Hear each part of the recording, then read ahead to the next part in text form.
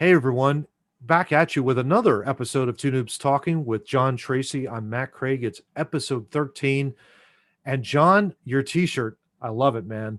For our audio listeners, it basically says this: let's settle this like adults. And we'll throw it up there for our video audience as well. John, my goodness, we got to talk about what happened on Wednesday. This was just such a weird, strange, bizarre day in the course of the country. And yet, I think it's been something that's been building for years now, hasn't it? Oh, absolutely. Yeah. Absolutely. This has been it's not even the last 4 years. This is the last 12 years, to be honest. With the Obama administration going into the Trump administration, we've been divided like this for a while. Yeah. Um I have absolutely no problem with the hardworking people Hmm. on either side that Hmm. went down there Hmm. to voice their opinion. Hmm. The only problem I have is with the morons that broke into the building. Yeah. And you did nothing. Like you didn't do, and like you made yourselves look like fools. You made America look like fools Hmm. because you're fools. Yeah. Because why? Like that's not the part of a peaceful protest. Whether you're for Trump or against Trump, you didn't win at all going in Hmm. there. What Hmm. you did is you now just became a meme. And if that's what people want to do in this world, then you succeeded, but you're not getting my understanding of political power. You're not from the 60s. You're not making moves. Yeah. Yeah. You're haha funny in handcuffs because you're an idiot. Yeah. That's what I Exactly. feel about the people that broke into the Capitol. Yeah. Exactly. And the sad part too is that we have a loss of life from a DC Capitol police officer and also an Air Force woman that an Air Force veteran that actually lost And her Air life Force as veteran. well. So I mean that's it's unbelievable. Any loss of life like that, Yeah. it's just terrible. But I would say from my standpoint, I think the rancorous thing, especially in my lifetime, has gone back even further back. You said 12, John, 12 years. Mhm. To me, it was more like 25. You and I were on opposite sides of the spectrum. I would not disagree with you at this point in my life. I was Yeah. just going back there for, you know, Oh, sure. Yeah. Yeah. But I mean, we were on opposite sides of the spectrum. I hate Bill Clinton. Yeah, but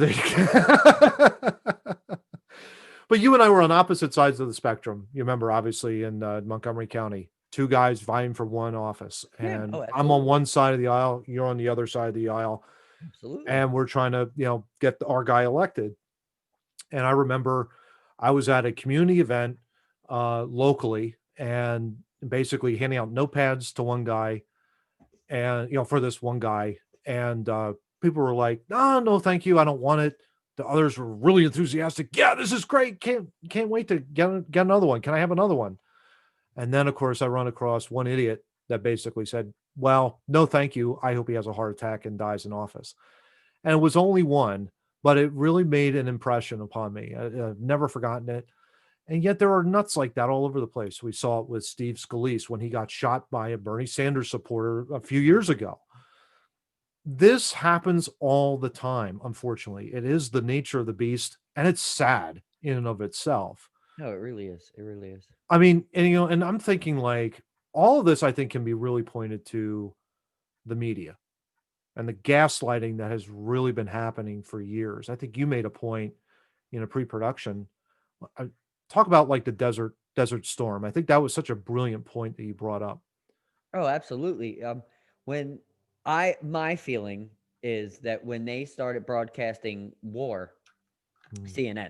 CNN, and Fox News also, but Fox News jumped on CNN because Fox News has no ideas of their own. They pick CNNs and then they just do, like, oh, we'll just do it on the other side, Mhm. two wings of a bird, basically.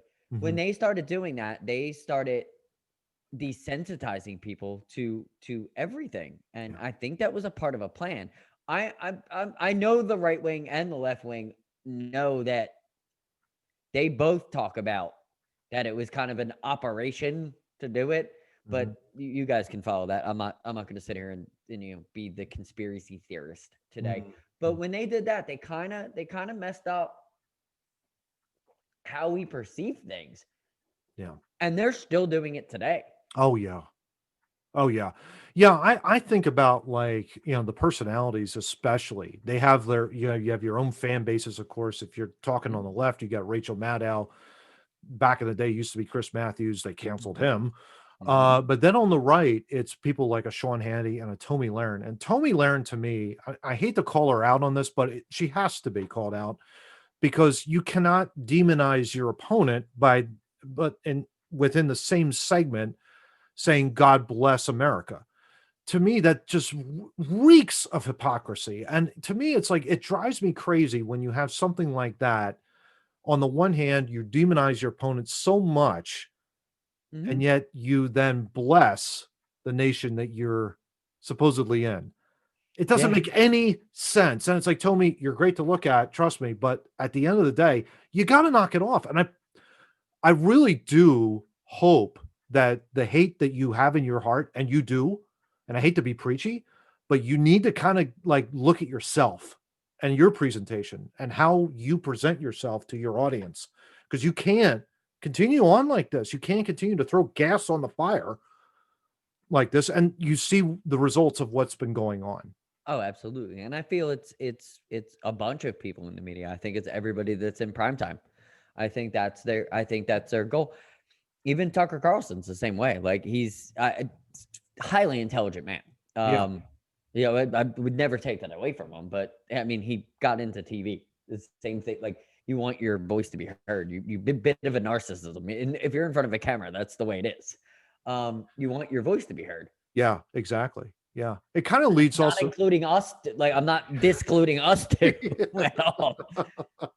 We're, though, trying to present in a much positive way. We'll Yeah. get into that a little bit further as we get closer to the end of this thing. But to your point, John, I think this kind of brings up, and we've talked about this off camera, of course, and outside of our own podcasts, outside of this. But Neil Postman wrote a terrific book. It's called Mhm. "Amusing Ourselves to Death," and in that book, he talks about, really, like, he was starting to notice, this book was written back in the early to mid '80s. Mhm. Just to give you an idea, that was like 40 some odd years ago. Gosh, I'm dating myself. Anyway, reading through this book, there's a section, or there's a chapter called "Now This." It's in quotes, "Now dot dot dot this," and it's basically a conversation that Neil's having with his readers about the way media presents news.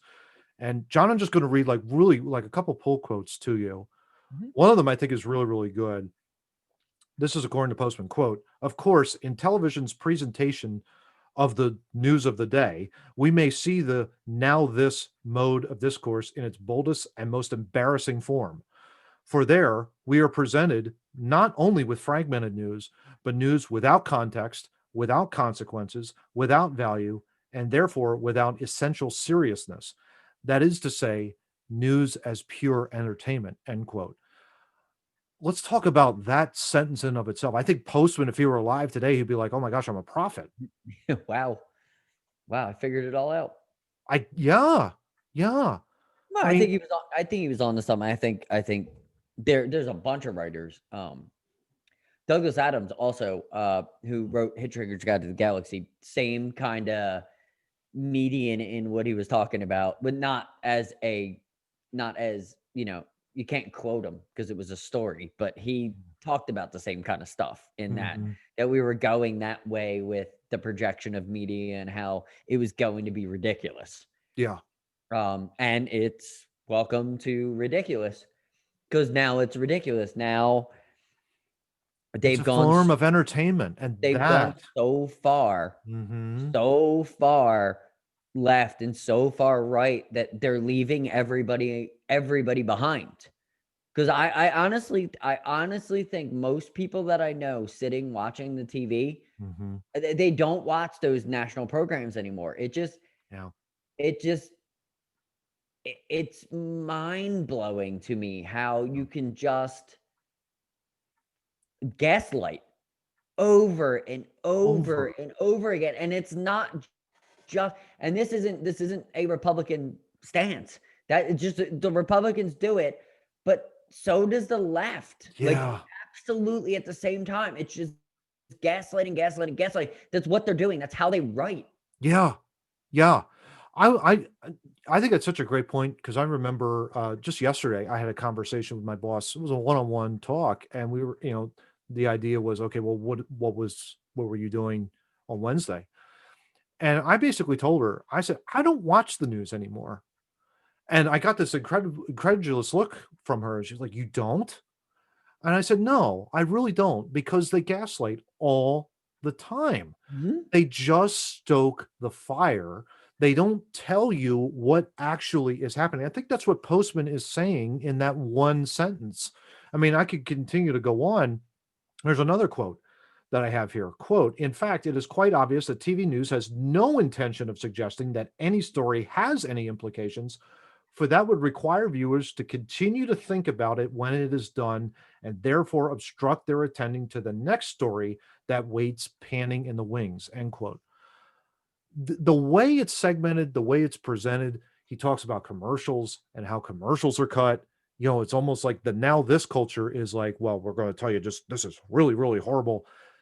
But then when we come back from this, you get led into a commercial about a car or about Clorox or about whatever the case may be. Yo, no, And you absolutely. forget about it. Mhm. You totally forget about And it. it's by design. And it's by It's design. I agree. 100% by design. Yeah. Yeah. And it just goes to show you, and all of this is absent of critical thinking, John, right? I mean, and this is, I think, the main reason why you and I decided to do this podcast and to give it to our viewers. Mhm. We want Well, our audience to yes. think. Yeah. Wait, it's just giving a perspective in which, like, to completely disagree with what we're saying is critically thinking, and that's getting yourself out there, not arguing, Yeah. critically thinking. Yeah. And it's so important. It's critically thinking is so important. It's life-saving. Yeah. It really Instead of is. just getting mad about your life, you're critically thinking, like, well, maybe if I change the way I think, Mhm. excuse me, to better the situation, maybe the person I'm having the problem with will change their way, Mhm. and we can come to a common ground and we can learn Yeah. from each other, because whole that's the whole crux of everything. If we're not learning from each other, we're going to meet in these situations over and over and over and over again. Like, it's Mhm. not going to stop. It happened in Portland. It happened, and now it's happening in DC. It happened in uh, Uh, Wisconsin, uh, yeah. Kenosha. Yeah. Chicago. Mhm. It happened in Austin, not too far from where Mm. I live. It happened in Philadelphia, not far from Mhm. where you live. Yeah. Civil unrest is nothing new this year. Yeah. Yeah. And if anything, I think social media really exacerbates the entire situation because Absolutely. everything could get blown up. And it perfectly fits, I think, what Postman is saying, because it's like Yep. if it only holds your attention for 30 seconds, it holds your attention for that quick. And you're like, and it's It by has no design. value. It Say again. has no value. It has no value. Exactly. Exactly. And Just but it's so clickbait has no quick. value. It's so quick that you don't critically think of what the entire story is transpiring. I Mhm. think of Michael Brown and I think of George Floyd and I think of all tragic, but there was an entire story that was there and not just the 15 seconds that you saw on television. I think that goes for everything that's on TV. We just don't have to, like, a tragedy is a tragedy. We understand that, but we've been conditioned in sports, Yeah. in entertainment. Mhm. Just think about production, how they do it. They they give you quick hit TV shows, Mhm. right? They give you quick hit news, they give you quick hit sports, they inundate you with it. But what do they do Mhm. on the flip side? They give you 3.5 hour long award ceremonies. Yeah. Why is that? Yeah. Why is Yeah. that? That's a Yeah. very interesting point to think about. Mhm. Why do they quick hit everything that we do, but when it comes to them, it's a whole ceremony? It's all elongated. Yeah. Yeah. And I want to also make a point that I just mentioned, with Michael Brown and George Floyd. What I'm saying is I'm not ignoring systemic racism. That's always going to be there. Unfortunately, it's sin. It is what it is. And I'm not just discounting it or anything of that sort. My point is there is a much bigger story than just the 15 seconds that you're getting in a media story. Oh, absolutely. You know, Even that kind of about thing. even about it, even in those strategies that you're talking about, even Yes. in life, because nobody gets to know them. So the right media will just be like, oh well, this happened, and then the left media will give you this, and then both people don't know. I understand the point you're saying. Like Yeah. you're not get if you would have got a 15-minute expose on who that person was, Hmm. and then you got an expose on 15 minutes on what happened, Hmm. Yeah. you'd probably be angrier, Hmm. and that's what they don't want. Yeah. If they would have told you the whole story, Hmm. both sides would have probably been more angry. Yeah. That's the funny part, because that's Yeah. almost like sedation. You Exactly. know what I mean? They don't tell you because they don't want you to know. Yeah. Yeah. It's so weird how media has, and they just did it with the Capitol. They Yeah. literally just did it with the Capitol. Absolutely. Absolutely. And the bizarre thing, and you just mentioned this before we went and recorded this, Trump's approval rating goes up after this happened. Now, It makes no sense. makes no sense whatsoever. I agree. Because this was the events that took place should have never taken place, and yet the president's approval rating goes up a couple points. It scratches and boggles the mind because it's like you look at this, the Capitol building was assaulted first time in close to 200 years. Yeah, yeah. And what the heck? How does that transpire? It doesn't make any sense No, whatsoever. it makes no sense. It makes no sense to the fact of the protest that was going on. Yeah. It really doesn't. It doesn't even correlate to what the whole rally protest, whatever you want to call it. I mean, every media wants to call it something else. I don't even know what it was. A bunch of people went to DC. That's all I know. Yeah. Like, To save our country. Well, or like, I'm not even sure why everybody went there. But also, caveat, that is their right. You absolutely. can sit on the Capitol steps and protest all you want. Don't ever let anybody tell you can't. Hmm. Sit on the Capitol steps with a sign, with two signs, with 200 people, with a million people. Constitutional right to You do can so. absolutely go to DC at any moment and tell any of those morons that Hmm. you know better than them, which Yeah. that should probably happen. Yeah. But you shouldn't smash windows and jump in and cause Yeah. people, yeah, cause basically murder, because Absolutely. people are dying, In the whether it's streets. Yeah. self-defense or not. Like, 5 people died in that thing. Like, and I was watching Mm. the police in riot gear acting like a fool, but also the people that were acting like a fool. Like They a were spraying fool. bear mace at police officers. Yeah. Just seemed dumb. Like, Yeah. There's no point to it. no, it No seemed point like to it it. was media driven almost. Yeah. Because maybe those were isolated events, but I don't know. When they're all thrown up in the one thing, it seems like a serious. I don't know. I don't know. I'm Yeah. confused. I hate the media. Yeah. I couldn't agree more. I think, what Postman was writing, and I would encourage, and I think John and I would both encourage all Absolutely. of our listeners to read this book, Neil Postman, Amusing Ourselves to Death. It's very quick read. It's like maybe it's less than 100. I think it's less than 120 pages, but it breezes by. It's written back in the 1980s. So you'll get it. It's a little bit of a timeline, but there were thoughts that Neil had written, that Mr. Postman had written down, that you look at it now and you're thinking like, holy cow, it's unbelievable the way the media is presenting our news now as opposed to what it was back in the, let's just say 50, 60 years ago, that kind Mhm. of thing.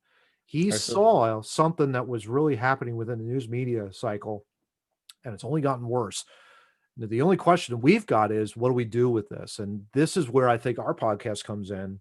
We're not going to change the world or anything like that. That's not our goal. Our goal is to make sure that Well, speak you're for yourself. critically thinking. Yeah. Speak for yourself. I'm trying to change I the world. tell you, you're trying to say. Just messing around. Yeah.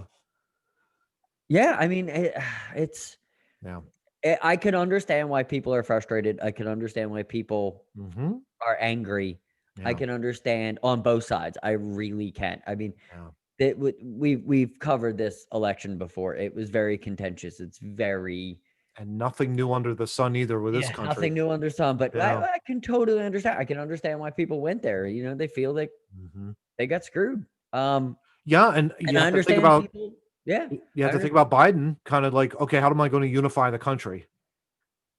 75 million people said he didn't no. do a very good job with his tweet during the You think? Yeah. bro, Yeah. bro. Come on now, you know? Bro, and that's also same thing. Like, Trump, shut up. Yeah. Just both of you shut up. Like, Yeah. if the country is going to heal, both of you shut up. Yeah. It might Drop help. the Twitter. Drop it. Literally might help. Well, the Twitter dropped him. Yeah. Which, by the way, is not constitutional, but yeah, I mean, exactly. If you're gonna do it, Twitter, Jack Dorsey, you're the guy to do it. You're the guy to do it. Yeah, right. Anyway, that's our thoughts on the U.S. Capitol. We hope you find it informative. But coming up next, we've got our great friend John. We've got our great friend Tom Holzerman coming on. We're going to talk John Huber, otherwise known as Luke Harper, otherwise known as Brody Lee, and just a great reflection of his wonderful wrestling career and the amazing tribute show that AEW put on TNT about a week and a half ago. So we hope you'll stay tuned for that.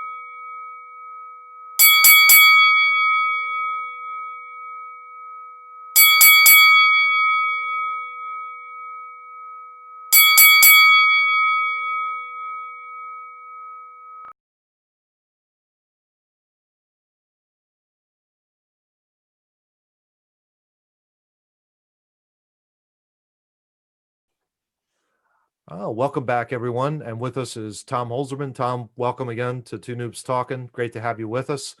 It's great to be here. Yeah. Let's talk Brody Lee. I mean, coming off of John's great clip, Brody Lee, of course, sadly passing away very unexpectedly right after Christmas, and AEW coming out with just a tremendous tribute show from start to finish, 2 hours. Just nothing but just raw emotion from a lot of the wrestlers. You had a great piece in your newsletter. I read it. It was incredibly moving. I have to just say, like right off the top, I thought it was just so well written. Thank you. Wanted to get your thoughts on Brody Lee, the wrestler, and how well he was liked within the wrestling community. First off, Brody Lee, the wrestler, you're not really going to find very many people that have a bad word to say about him because he was just a warm, he was a guy, a likable guy, a warm soul, a funny soul too, a guy who, you knew when he busted your balls that it was out of love. Yeah. And he liked to do that a lot. But he always made you feel welcome. These guys who always went up to him, they gravitated towards him. It's a reason why when there's a reason why when he went to AEW, he was put in such a position right away because they knew that someone like him could grab respect. It was believable. Mm-hmm. But you see when someone passes away, the way Brody Lee does, the outpouring of emotion. It wasn't just because he was a big star. Like when Chris Benoit passed on, before anyone really knew any details of how he passed on, you could tell people would react to him not in the best way. I mean, some people were close to him, like Jericho and others, Malenko.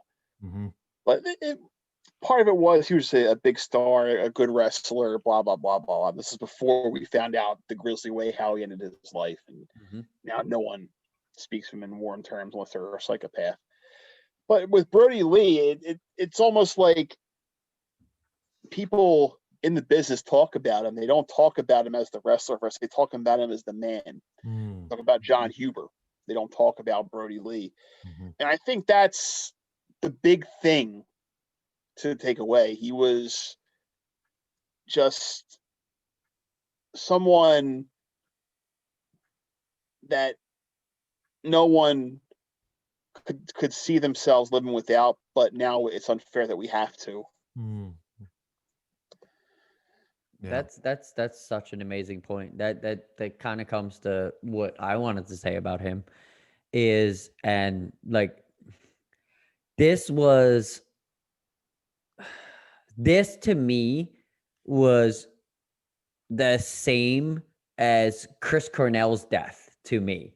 When I found out, I literally felt the exact same way. Because my kids got me into wrestling again. I've been in the wrestling since I was like 3 years old, and I pushed it aside for many years. But when my boys really got humming in wrestling, they drug me right back in. And one of my favorite characters in NXT and WWE was Luke Harper. I loved the good background run. He wasn't the star, but dude, was he the performer? Was Luke Harper the performer? It didn't matter. Like Bray Wyatt, if people don't know, he was in the Wyatt family.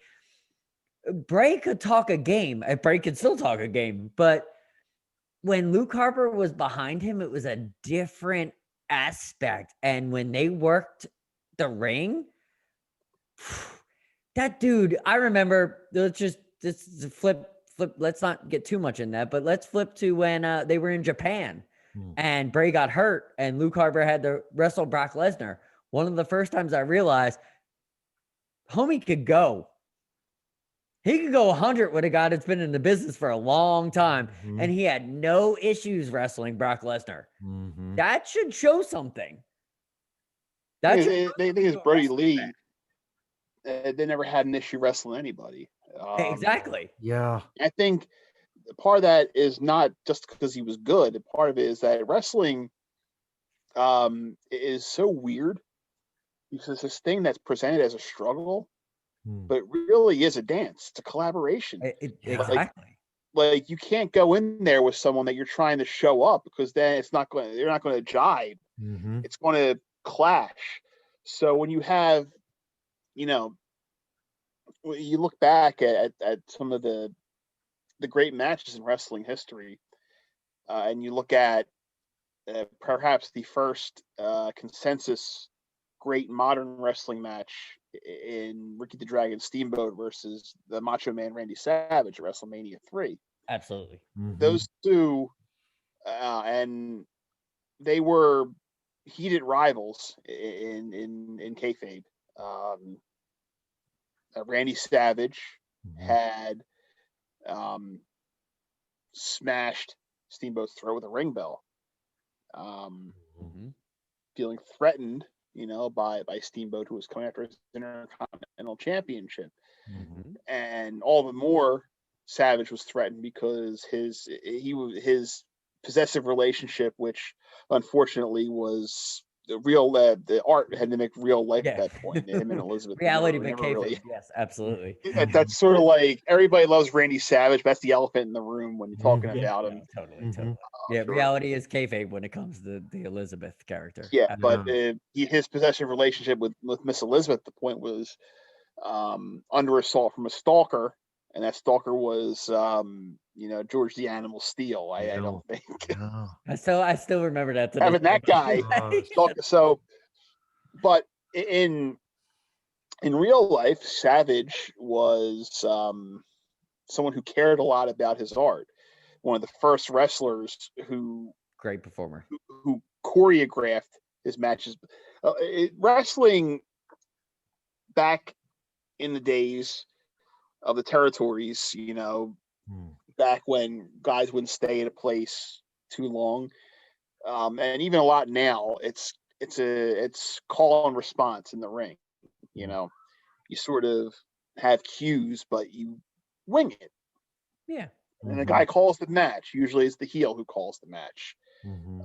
For those who don't know the ins and outs of the wrestling industry, it's the heel that usually calls the match, gets the spots going. But Savage and Steamboat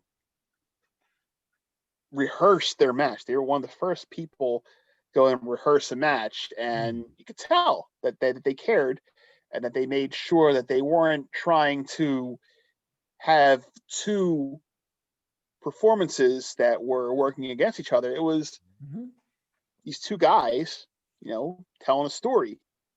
And, the best wrestlers do that. And you look at Luke Harper, Bray Wyatt, Luke Harper, Brody Lee, John Huber, every match he had might not pop up the screen because they're doing cool stuff all the time, but it always would seem like he had a rapport with his guys in the ring. Yeah. And sometimes it just meant with that. Yeah. Sometimes it was just a TV match where you get 8 minutes to fill some time and just soak a chunk of TV out.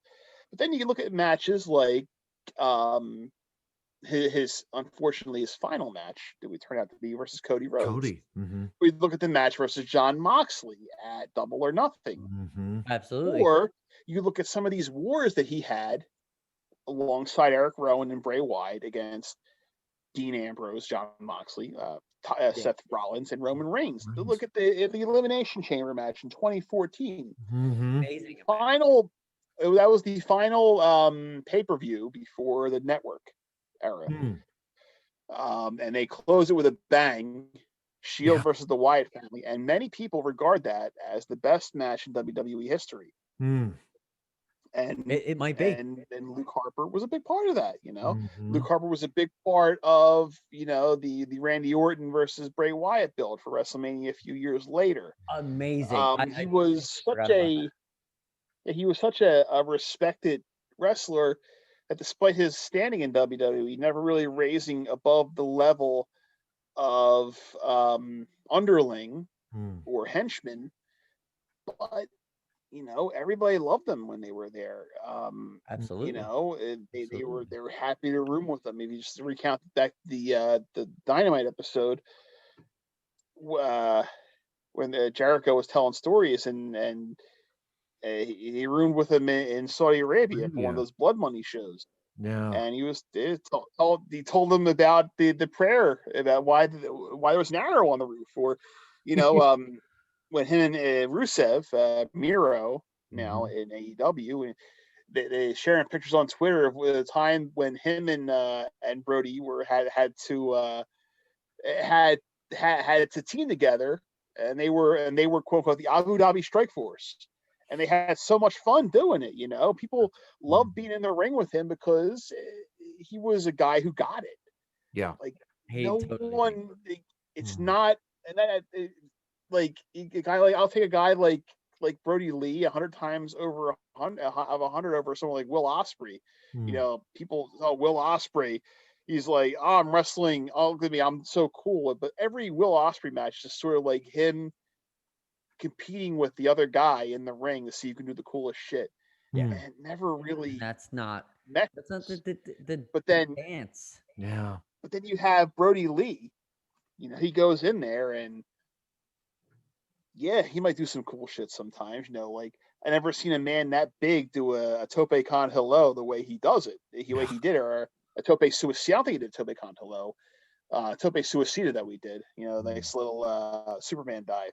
Yeah, I could never figure out, like, what was he like? He was close to 7 foot.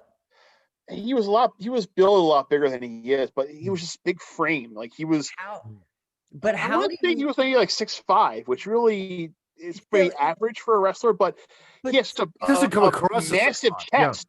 He Yeah. had a still massive even. chest, so it made him seem taller than he No, was. Yeah. totally, but still even, like, when you jump, like you're saying, the Topaz, I can't even say it. We'll let you say it. Tope Suicida is the Superman When you're guy. diving out of the ring and you have to brace yourself on the person, Yeah. Yeah, push back, right? that's the Tope Suicida. Yeah, sorry for kayfabe, but when you're pushing on the chest and you're landing your body, right? Mhm. Yeah, A man of that size, that's kind of hard to do. yeah, It's Mhm. kind of it's a little harder than maybe a Daniel Bryan who is not that tall. They Mhm. could do it. Seth Rollins, they could do it all day because their legs aren't the same. Like when you're that big, and that was the thing, he did it better than those guys. Yeah. No joke, he did it better than those guys, but Mhm. he had to make up what, an extra foot and a half. I mean, just in reality, like, to get his feet on the ground so he didn't fall flat on his face. Mm. And that Yeah. was kind of the crazy part about his ring work is he did things that these smaller guys do all the time. Like when he wrestled Cody, Mhm. like Cody's tiny compared to him. Mhm. And the fact that he can run with I mean, Cody might not be the best wrestler, but Cody can work. Yeah. And the fact that he could be on the same level, he could play the monster, but he could keep up with him was kind of cool. Mm. And he did it before with Daniel Bryan. He did it with Dean Ambrose. He did it with Moxley, same person. But he showed that he could wrestle, even though Dean Ambrose and John Moxley, he's 6'3" at least. So it's not like there's a huge difference. But Moxley can run kind of faster than most. Mm. He's got a motor on him. Mhm.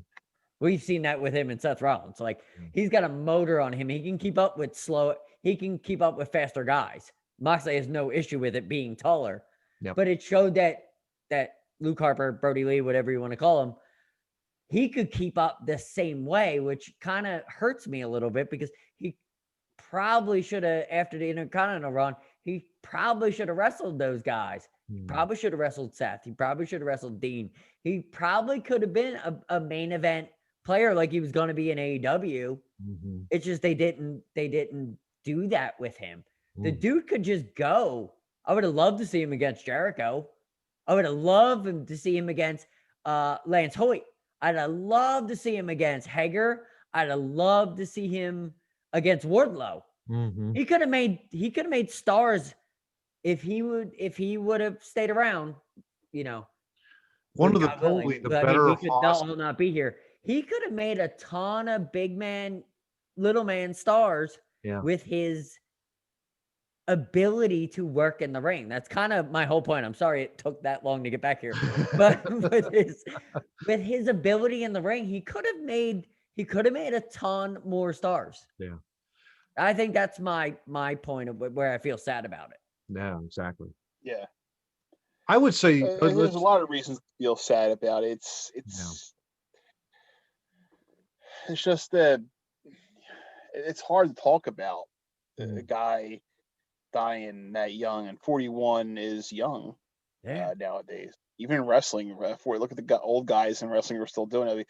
A lot of people like to denigrate the fact that old guys are wrestling. Personally, I mean, I don't mind.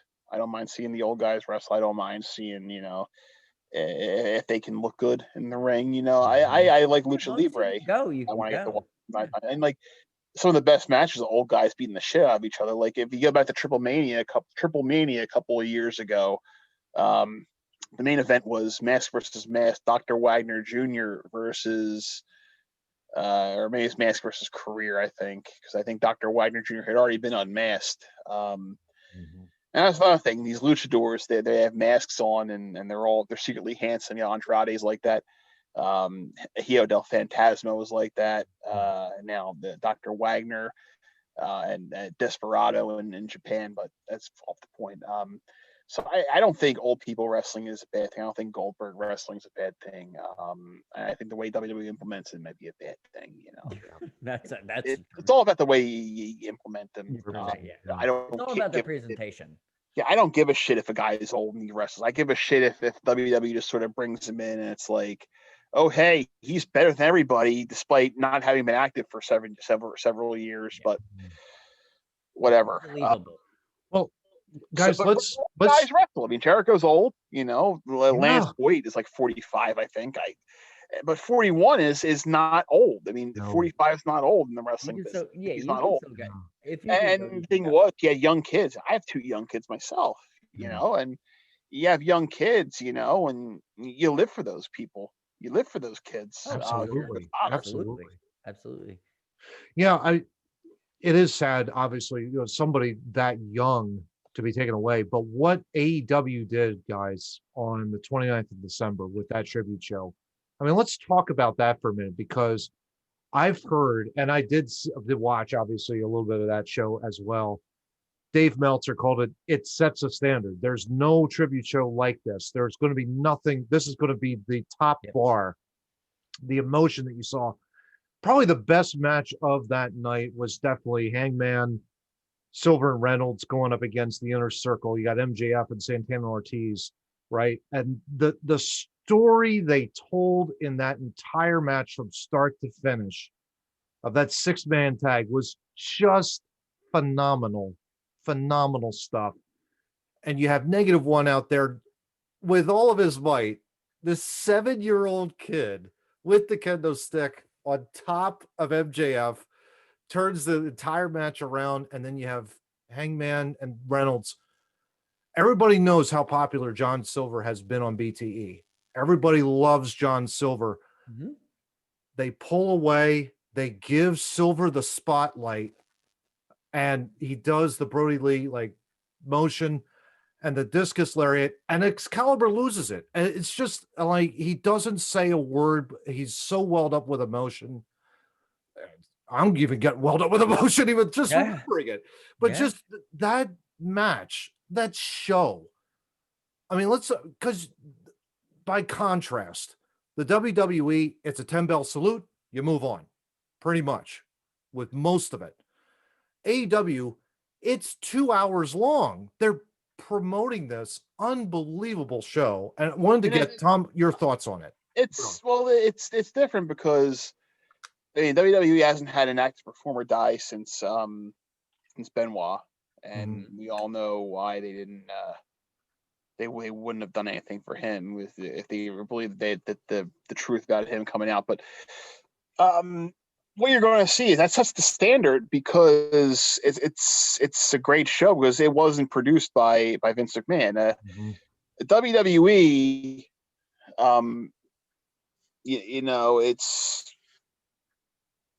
it's definitely a product that comes down from the vision of one person, and that when that person is Vince McMahon, you're going to see stories that are filtered through cruelty and through vindictiveness and spite.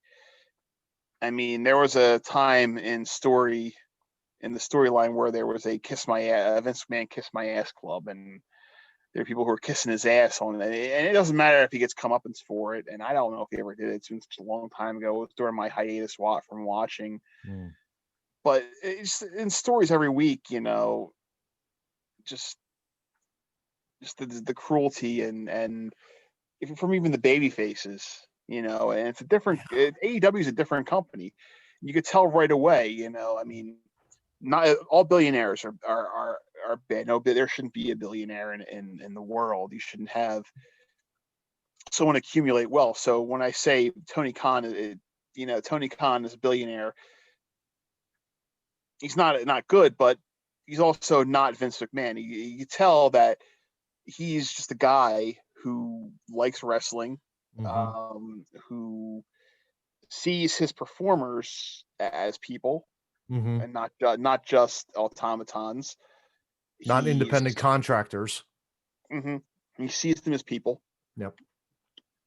And you see that it was an hour of love, 2 hours of love tour for one person who wasn't even with the company for that long as an active character, even though AEW has been, a company for not a very long time, he wasn't. Yeah, it's been about a year and some. Yep. He wasn't one of the elite. He was the guy, who came in and they accepted him. They loved him, and I think everybody who comes in, it's treated as a fraternity. And, I'm sure there's politics backstage. There's egos to compete with each other. But overall, I think the atmosphere in AEW feels a lot there. And it shows out it shows out on the televised product. Where the stories that are being told, like there isn't vindictiveness, there are good guys and bad guys, and the good guys have motivation, the bad guys have motivation, and it's just they're going out there and they're telling stories, and sometimes maybe it might be a little bit steeped in fan service, but I'd rather a company be fault on the side of providing for the audience than just for providing for an audience of one. And you saw that in the tribute show to Brody Lee. Yeah. There weren't any storylines advanced except for the Britt Baker one, which I thought was brilliant. That she went on the microphone and just built to saying everything's rigged. Everything's rigged. She's great. I love Britt. She's great. Yeah, I love her too. That's great. But you have to advance. Even. But like they didn't advance storylines. It was just go out there and the Dark Order guys got to ham it up, and they played for the kid. And, -1 Brody Jr. Yeah. Brody Huber. He got to, he was probably eating it all up. Oh yeah. He's the lifetime TNA champion, so yeah. Yeah. He's the champion.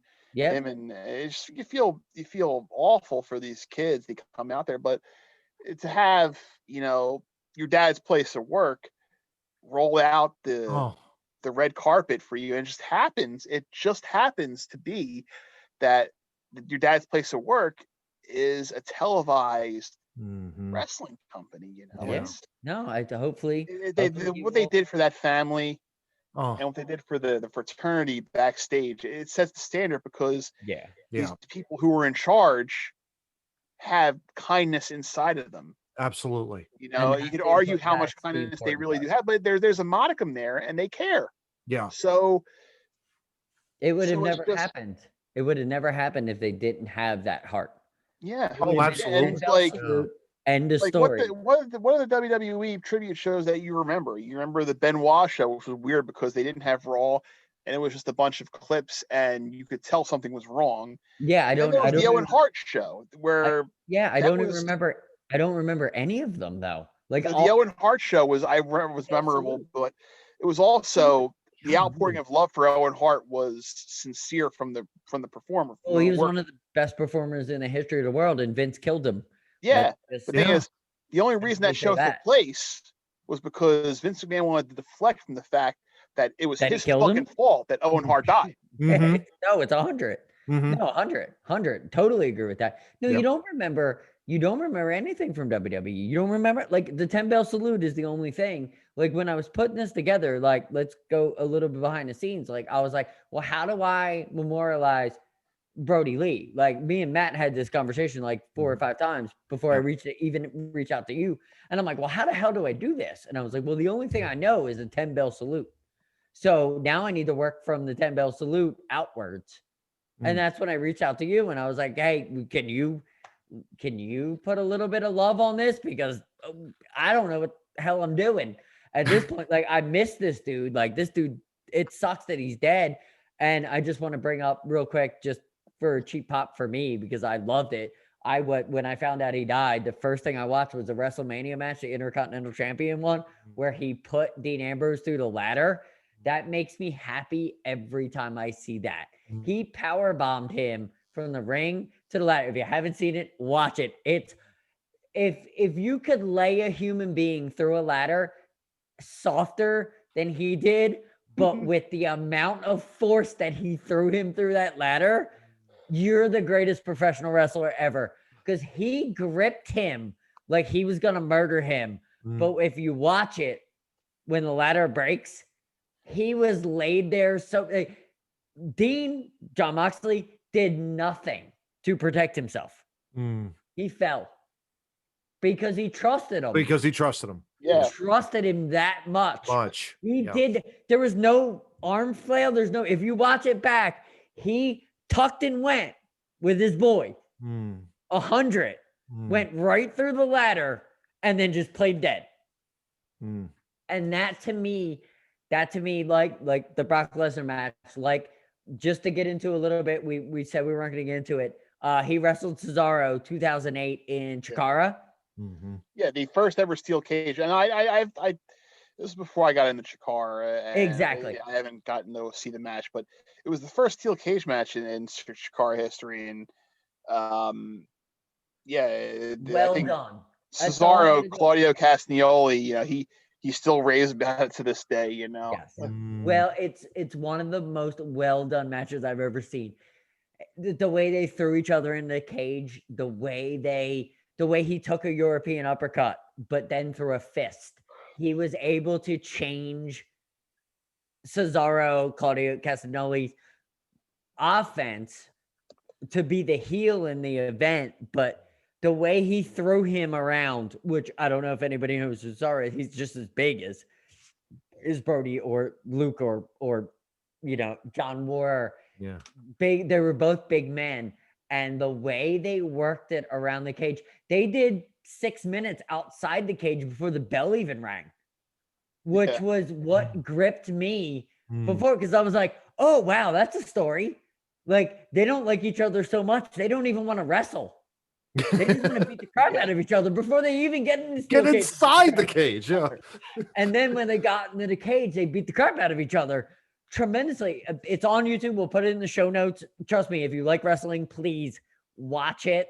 We'll put a couple of these as much as I can find. We'll put in the show notes, just to kind of live the life that Brody lived. And I'm telling you, like, Chris Cornell made me cry. Brody made me stop and really want to watch wrestling, because I was like, shit, I missed something. I can't believe he's gone. Like, I saw the dog collar match, right? I had to watch it back. Yeah. Because I was like, I missed something. Like he made me realize something was important. Yeah. That I didn't know was important. As soon as I heard that he passed away, I had to redirect my life a different way and be like, oh, well, maybe wrestling for me is important, because if something shook me like that, maybe it's the same thing like I was talking about with Chris Cornell, like maybe I need to get back more in the music. Like it seemed too soon, and it definitely affected me in a way. I don't know how to explain it, but I'm just like I started to get into, like, I remember that WrestleMania match immediately. I remember that Cesaro match immediately. I started watching that immediately because I was like, he did something so much bigger than I remember him doing, and I need to go back and find all that, because he did so many things bigger than most people do. Yeah. That's my point. Yeah. I think comparing him to Chris Cornell, though, it's not a one-to-one. No, I'm just saying the mental effect. Like, yeah, it stopped me as a human. Like, no, Chris Cornell really, like Chris Cornell, even though he was still producing solo music, like there were, Soundgarden had how many classic albums, and then he had absolutely, and audio had a couple of also, really good solo albums. I mean, the Audio Slave stuff, Your Mileage May Vary. I think Chris Cornell had a complete career. The best of Brody Lee was still ahead of him.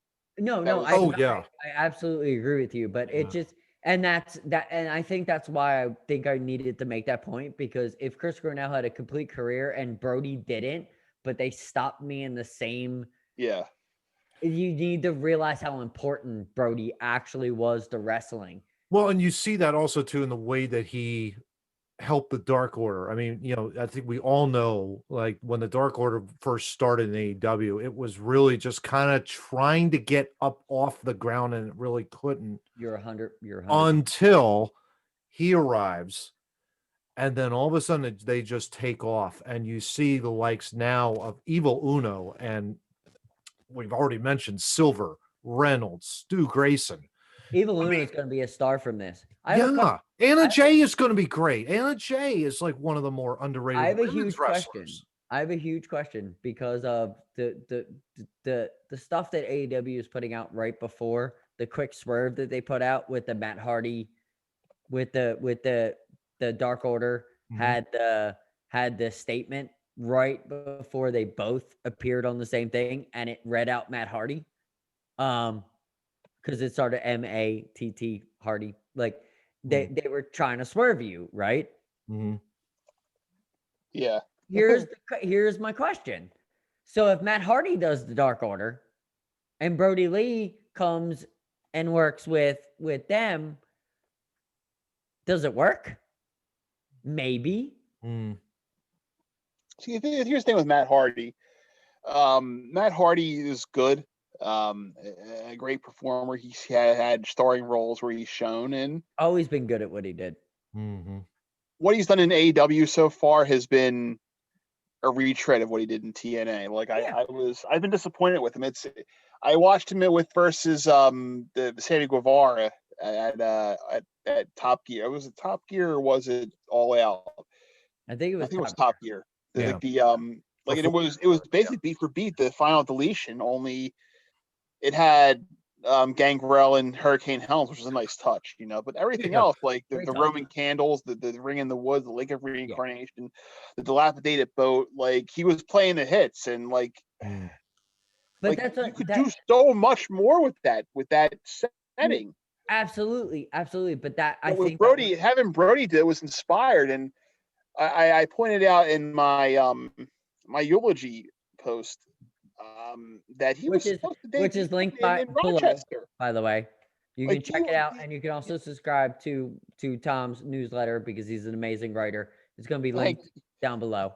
Yeah. Go ahead, Tom. Go ahead. I'm sorry. I just needed to put that out there because it's on the screen. I appreciate that. He was supposed to debut in Rochester, his hometown. Like, can you imagine? He was going to be out there. Like, he was going to get the new guy, a familiar new guy in a new setting pop. He was going to get the hometown pop. He was going to melt that building. It would have been one of the greatest moments in wrestling history. Yeah. That's the greatest pop you can get. That's Edge coming back at the Royal Rumble.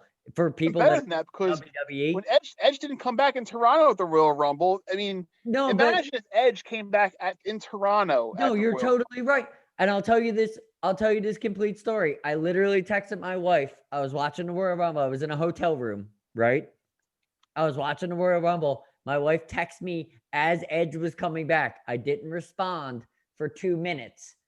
My wife was like, "Are you okay?" And I was like, "Yes, Edge just came back at the Royal Rumble." And I couldn't actually explain anything else after that because I was like, for about an hour, could you imagine me being a fan like that, right? Brody Lee pops up in Rochester in AEW with fans. You might not have heard from me for like a week. Yeah. I might have geeked out that high. Yeah. If I do that high for Edge, could you imagine? Imagine the pop he would have gotten. I'm not just saying me, but I'm saying like the pop that he would have got. Edge got like. That's the thing, like got like a weird guttural pop. Like that Edge pop at the Royal Rumble. Better pop. Yeah, that Edge pop at the Royal Rumble was within a company that has, over the last decade, systematically destroyed their crowd. Like, but that's what I'm saying. Could you imagine? WWE has fucked their crowd to a point where they only react for what they want, not they react with displeasure. AJ pop is the first, is the Edge pop. AJ pops before that. You don't get many pops like that. Yeah. Brody Rochester AW debut as the Dark Order, he's supposed to come up in the middle of he was supposed to walk. He wasn't going to come from the beginning, from what I've read. He wasn't going to come from he was going to walk out of that tunnel into the arena. So the middle of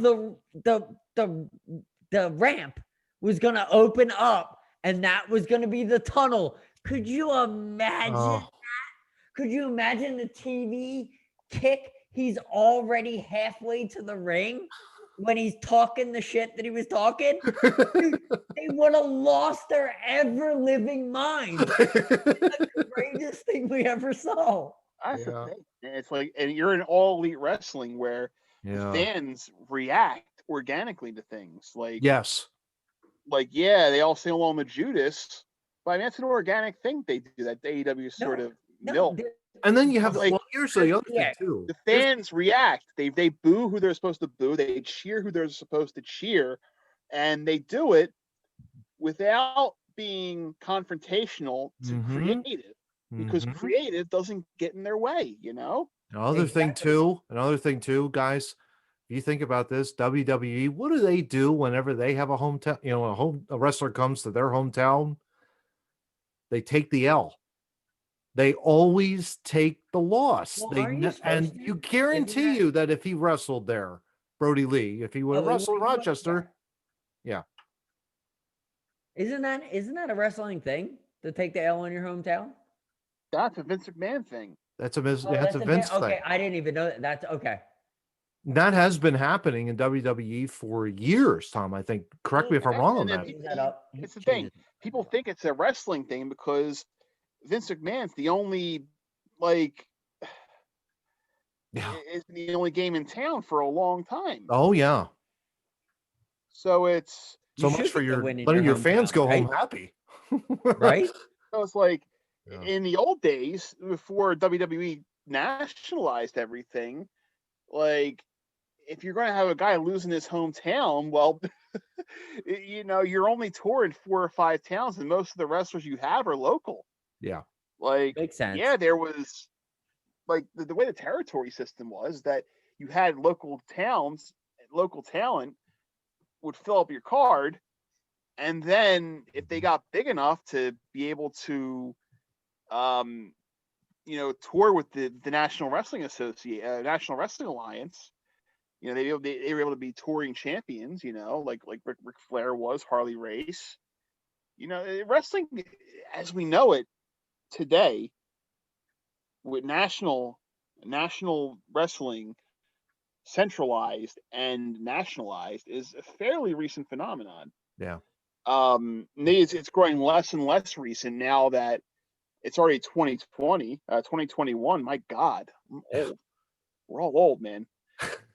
But think about it. Professional wrestling has been around it's been around for 100 years, thereabouts, in its current form. They started seeing worked wrestling. If you want to think that, if you ask historians, I don't know the answer to it. Maybe if you ask wrestling historians, if the Gotch Hackenschmidt matches from the 1910s, 1900s were worked, they might have been, they might not have been. I don't know.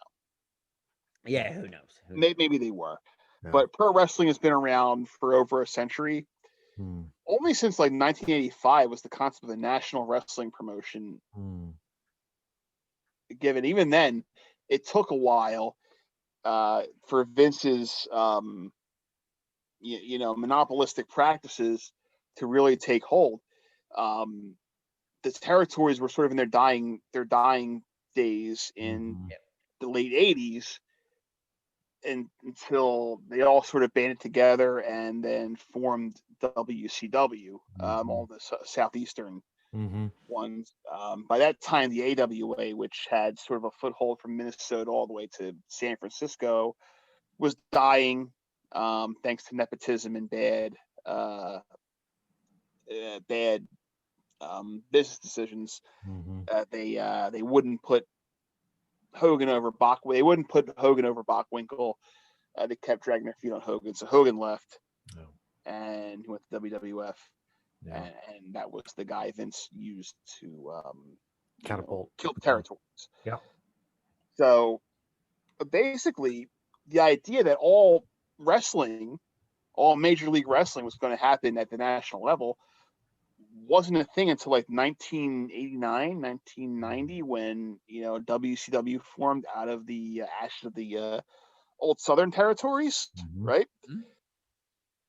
And you had just national promotions. You didn't have territories anymore that were True, you had two national companies. she had two national companies, and that's only been for 30 years. Wrestling's been around for 130 years. Yeah. If you think about it. Crazy. So It's actually crazy. so the idea that someone should win or lose in their hometown or on their birthday or like in their hometown, it's it's kind of a new thing, and it's only been dominated by one person, by Vince McMahon. And it's kind of weird to think, Oh, It's yeah. just real weird to think that Really funny that all of professional wrestling nowadays, this rich history with all these wrestlers and different characters in different territories, that most of what we see as wrestling is just the vision of one insane human being. capitalist. Yeah, no, absolutely. He's a But piece of funny that shit. funny that you brought that up, because Jericho and Cody did an interview. For Jericho wanted to do a Brody thing, and of course he brought Cody on because he's the executive vice president. How can you not?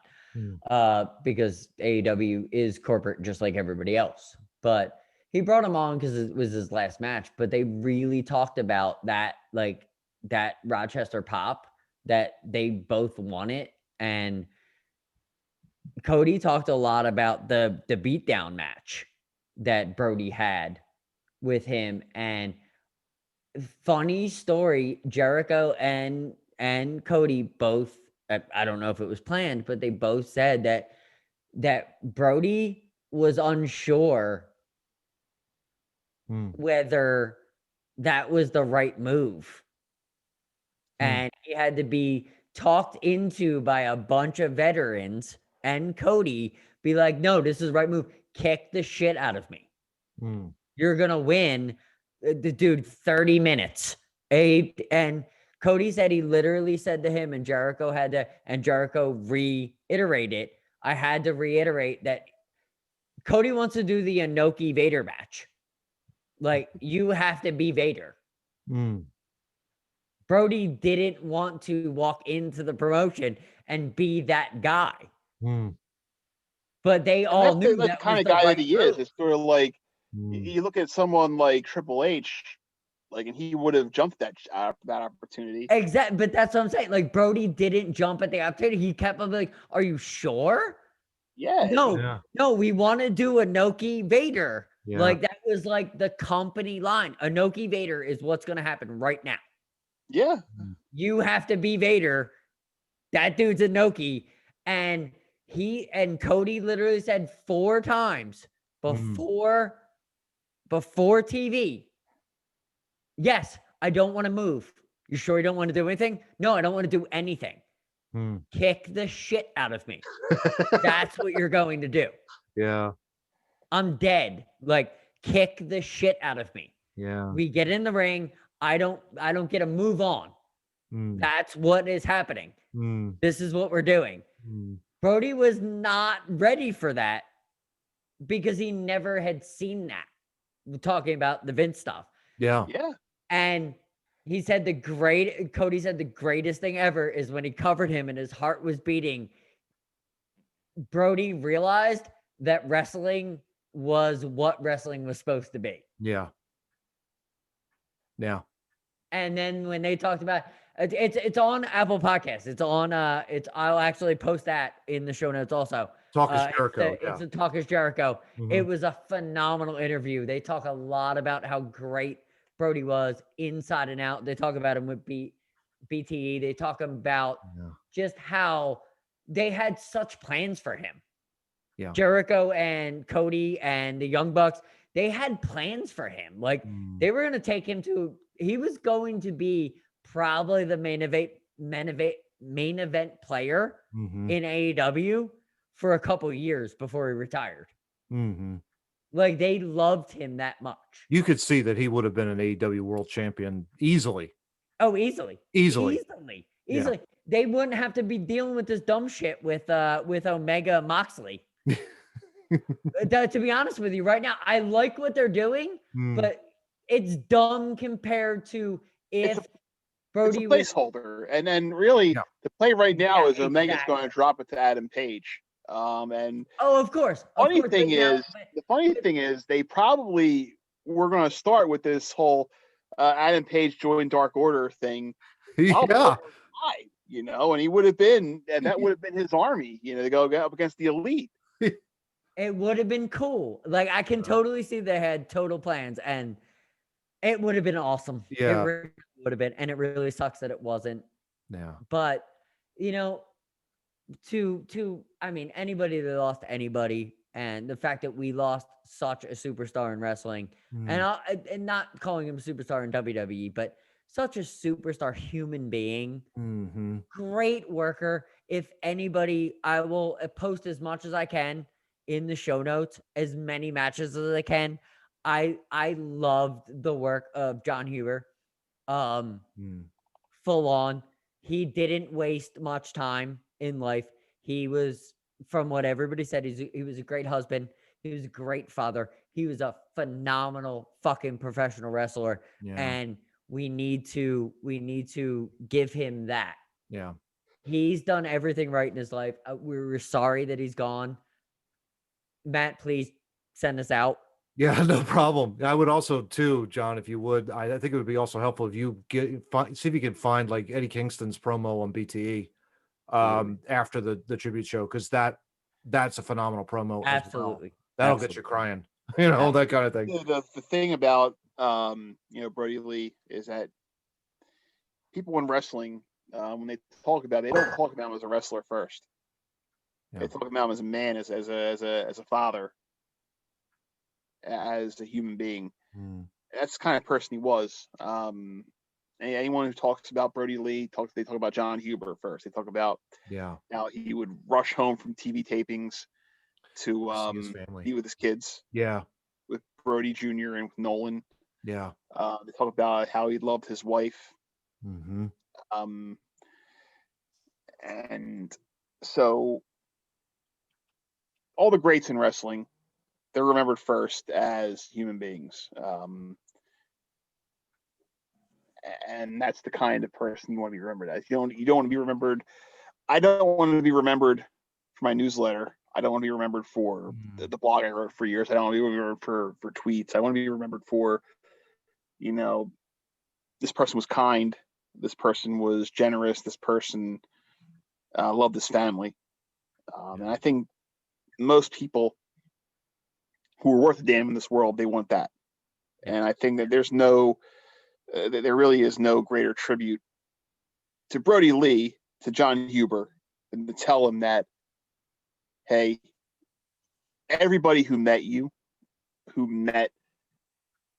came into contact with you, they remember you first as a person, as how much of a great person you were.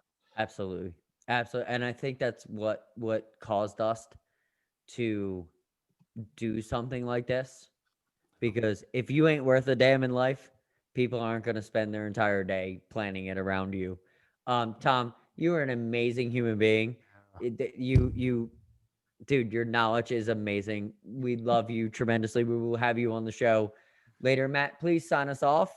Thank you. I appreciate that. It's such, I love good people doing great things. And I think that's what we just did. And that's how I'm going to sign it off. Matt, do how we do it. And then we'll work our way off. Well, Tom, again, thanks again. Oh, thank you. Thank you. It's just great to have you on for sure. Yeah. Lots of absolutely. Fun. Yeah. Thank you, Tom. Well, so, hey, John, what a great episode. Where can people find us, man?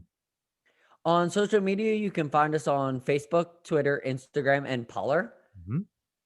Video, you can find us on YouTube, BitChute, and Rumble. Audio, it's Apple, Spotify, Podbean, and Google, and anywhere else you find us. That would be Two Noobs Talking 215-512.